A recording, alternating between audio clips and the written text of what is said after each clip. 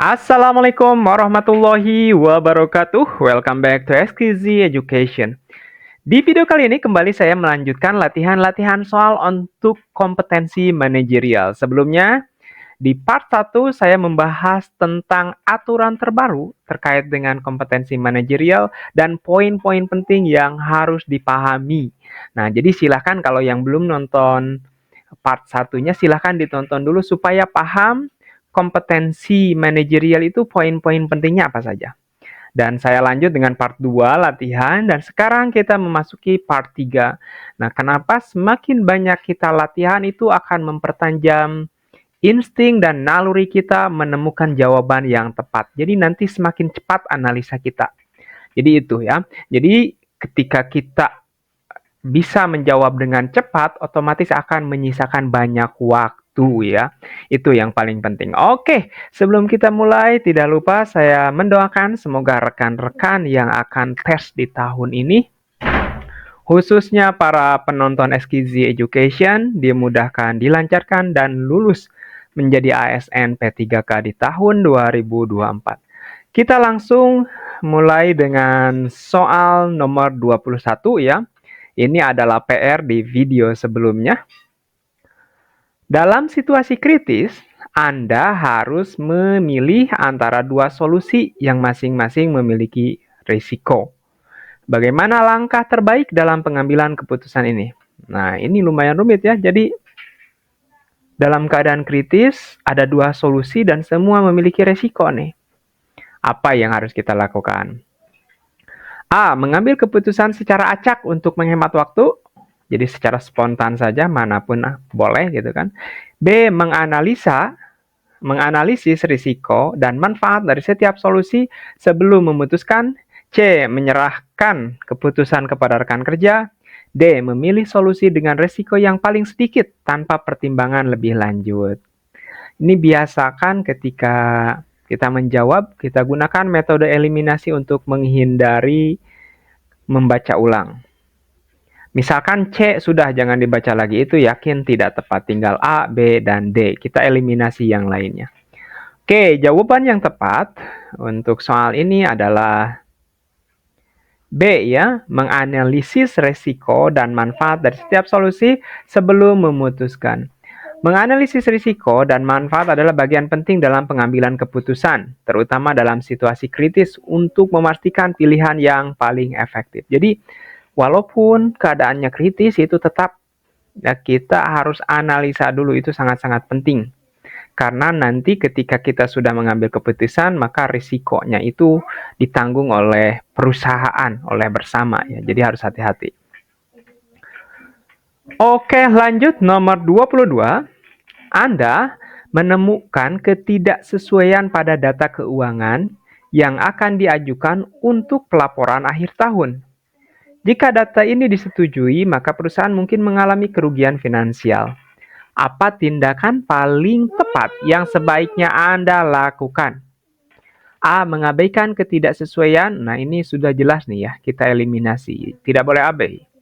B. Memberitahukan rekan kerja lain untuk memastikan apakah mereka juga menyadari ketidaksesuaian tersebut. Bisa jadi, oke, bagus. Ya. C. Melaporkan ketidaksesuaian kepada atasan dan menyarankan peninjauan ulang data sebelum pelaporan disetujui. D. Menunggu sampai pelaporan selesai dan kemudian mendiskusikan ketidaksesuaian sebagai bahan evaluasi. Ini nampaknya A dan D ini kurang tepat nih. Ya. Karena kalau D itu kita berarti sudah selesai dan tinggal evaluasi gitu, tidak ada perbaikan. Ini antara B dan C nih. Oke, mana jawaban yang nilainya paling tinggi, teman-teman? Oke, jawaban yang paling tepat dalam situasi ini adalah C ya.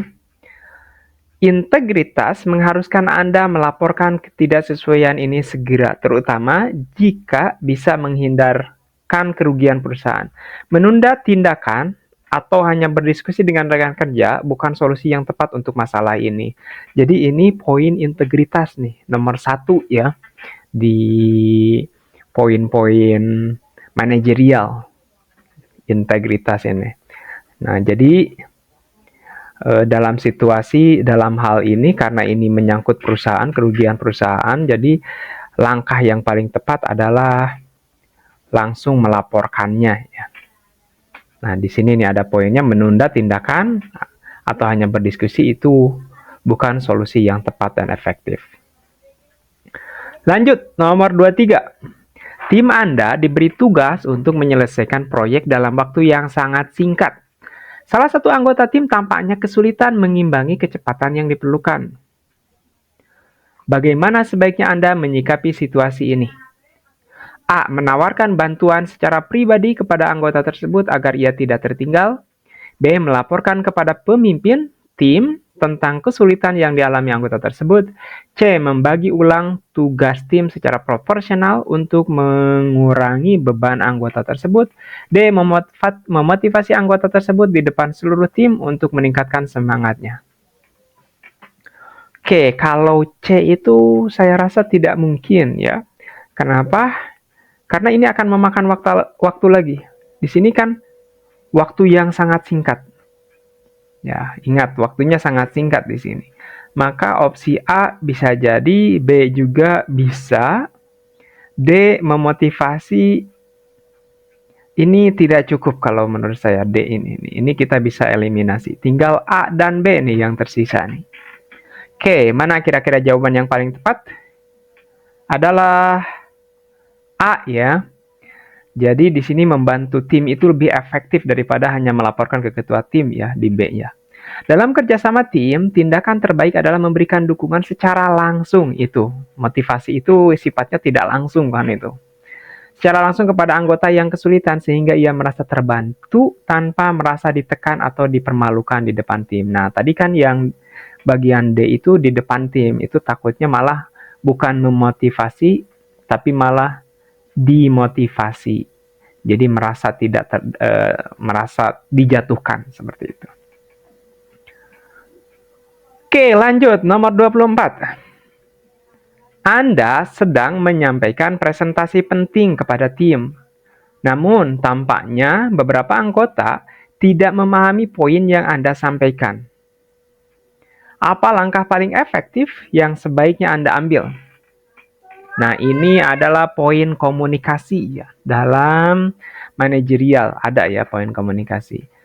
Mengulangi poin yang sama secara perlahan dengan harapan mereka akan lebih paham. B. Menanyakan kepada tim bagian mana yang mereka kurang pahami dan menjelaskan dengan cara berbeda. Ini bagus ya, mengulangi, menanyakan, dan menjelaskan dengan cara berbeda. Ini A, B diterima. Memberi rangkuman tertulis setelah presentasi untuk referensi lebih lanjut, ini bagus. D. Melanjutkan presentasi dan mengatur sesi tanya jawab di akhir untuk menghemat waktu. Ini bagus semuanya nih. Kadang pertanyaan seperti ini yang membuat dilema kita ya. Kita harus analisa lagi pertanyaannya dan tentukan jawaban yang terbaiknya. Dan mana yang paling efektif ya. Nah, jawaban yang tepat, yang paling efektif teman-teman adalah B ya. Komunikasi yang efektif melibatkan pemahaman audiens dengan menanyakan bagian yang belum dipahami ya. Jadi itu lebih efektif. Bagian mana yang belum dipahami. Beda halnya kalau kita misalkan ulang lagi materinya, itu akan menghabiskan banyak waktu dan tidak efektif. Dengan menanyakan bagian yang belum dipahami dan memberikan penjelasan lebih jelas, Anda memastikan pesan tersampaikan tanpa menunda atau mengulang hal yang sama, betul ya, tanpa hasil. Jadi ini adalah bagian B yang paling tepat ya. Ini bagus sekali. Oke, lanjut di nomor 25. Anda bekerja dalam tim proyek lintas departemen. Dan terdapat anggota dari divisi lain yang kurang aktif dalam diskusi. Nah, ini ada anggota divisi lain yang kurang aktif dalam diskusi. Apa cara terbaik untuk memastikan kontribusi mereka? A. Meminta pendapat mereka secara langsung selama rapat untuk mendorong keterlibatan. B. Mengirimkan email kepada seluruh tim untuk meminta masukan secara tertulis. C. Mengasumsikan bahwa mereka setuju dengan rencana yang sudah dibahas. Ini C, sudah jelas kurang tepat ya ini. Kita langsung eliminasi, jangan dibaca lagi. D. Menunggu mereka untuk berinisiatif menyampaikan pendapat jika mereka ingin berkontribusi. Ini juga kurang tepat nih kalau hanya menunggu ya. Jadi kita hanya memiliki A dan B nih. Mana yang paling tepat? Nah, jawaban yang paling tepat adalah A ya. Komunikasi yang baik melibatkan mendorong partisipasi aktif dari semua anggota dengan meminta pendapat secara langsung. Anda menciptakan kesempatan bagi mereka untuk berkontribusi yang tidak akan terjadi jika hanya menunggu inisiatif mereka saja. Ini yang paling bagus langkahnya ya. Jadi kita tidak menunggu dan ini akan lebih efektif, yaitu dengan langsung meminta pendapat mereka. Oke. Lanjut di nomor 26. Dalam sebuah proyek, Anda menghadapi situasi di mana waktu hampir habis, tetapi target belum tercapai. Wah, ini lumayan rumit nih ya. Waktu hampir habis, tetapi target belum tercapai. Tim Anda tanpa frustasi. Apa tindakan paling efektif untuk mengatasi hal ini? Ini lumayan rumit ya. Ini bahkan tim kita itu terlihat frustasi katanya. A. Meminta tim untuk bekerja lebih keras meskipun sudah lelah demi mencapai target. Ini nampaknya bukan solusi yang baik ya dalam situasi ini ya. B. Memotivasi tim dengan mengingatkan pentingnya hasil akhir dan memberikan pujian atas usaha mereka. Oke, bisa jadi ini. C. Menunda target dan meminta perpanjangan waktu agar hasilnya lebih maksimal. Mungkin. D. Menyesuaikan standar kerja agar tim bisa mencapai target tanpa mengorbankan kualitas. Menyesuaikan standar kerja agar tim bisa mencapai target tanpa mengorbankan kualitas. Oke, ini dari semua pilihan jawaban, semua terlihat betul. Ya, dan situasinya lumayan juga rumit. Nah, kira-kira mana menurut Bapak Ibu, teman-teman nih, jawaban yang paling tepat dalam situasi ini? Oke, jawaban yang paling tepat ya adalah B. Dalam orientasi hasil, penting untuk memotivasi tim untuk tetap fokus tanpa menurunkan standar kerja. Memberikan pujian dan mengingatkan pentingnya hasil akhir adalah langkah yang tepat untuk menjaga semangat tim ya. Jadi motivasi di sini barangkali tidak hanya kata-kata saja ya. Bisa juga dengan kita menunjukkan kepada mereka juga gitu banyak hal. Nah, ini yang B ya, memotivasi tim dengan mengingatkan pentingnya hasil akhir ya. Dan memberikan pujian atas usaha mereka. Jadi di sini jadi terkadang seperti ini teman-teman, dari semua jawaban itu mana kira-kira yang paling bisa cepat gitu. Yang paling bisa kita lakukan dan efektif dan bagus gitu kan. Dan tetap sesuai dengan target yang ada, itu yang paling penting. Ya di sini kan tetap kita harus bisa dalam situasi ini kita harus bisa mencapai target. Mana yang paling tepat kan? Gitu. Yang paling mungkin bisa dilakukan. Jadi kita harus mencari best of the best from the options. Oke, 27. Rekan kerja Anda menawarkan solusi cepat untuk mengatasi masalah pada proyek dengan cara yang melanggar prosedur standar. Wah, ini berat ya. Bagaimana sebaiknya Anda merespon tawaran tersebut? A. Menyetujui solusinya demi kelancaran proyek. Ini nampaknya kurang baik ya. Ini integritasnya tidak ada di sini. A. Kita langsung eliminasi. B. Menolak tawaran tersebut dan menjelaskan bahwa pelanggaran prosedur bukan solusi yang tepat. Oke, bagus. Menerima tawaran tersebut dan berusaha menutupi. Ini kurang tepat nih, C nih. D. Mengusulkan solusi lain yang lebih sesuai dengan prosedur untuk menyelesaikan masalah. Nah, ini antara A dan D. Antara B dan D yang menolak tawaran tersebut atau D mengusulkan solusi lain yang lebih sesuai dengan prosedur. Ini dua ini bagus semuanya nih. Oke.